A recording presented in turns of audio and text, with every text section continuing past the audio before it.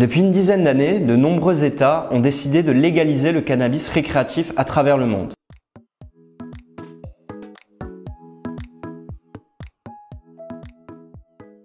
Outre l'Uruguay, le Canada, de nombreux États américains s'y sont mis.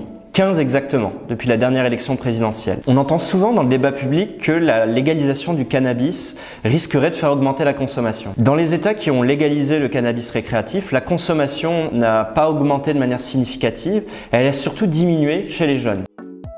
Les taxes prélevées sur l'industrie légale du cannabis a d'ailleurs permis de financer des campagnes à destination des jeunes. En plus, la légalisation semble être efficace pour réduire la criminalité. Elle permet de réallouer les moyens de la police pour lutter contre la délinquance plus grave. Dans les zones contrôlées par les cartels mexicains, la criminalité a diminué de 12,5% depuis les expériences de légalisation dans les États américains.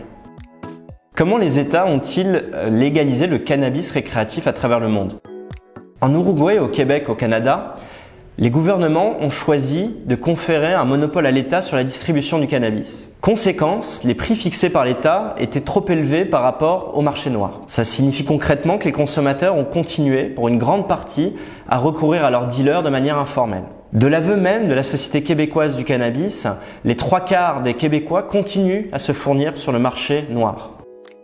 L'État du Colorado aux États-Unis a quant à lui fait le choix d'un marché libre du cannabis. Le prix de vente a rapidement diminué les premières années de la légalisation, ce qui lui a permis de se fixer un seuil proche de celui du marché noir et de contribuer à le faire disparaître progressivement. Pour nous, il n'y a aucun doute. Il faudrait que la France s'oriente vers un marché libre du cannabis pour deux raisons.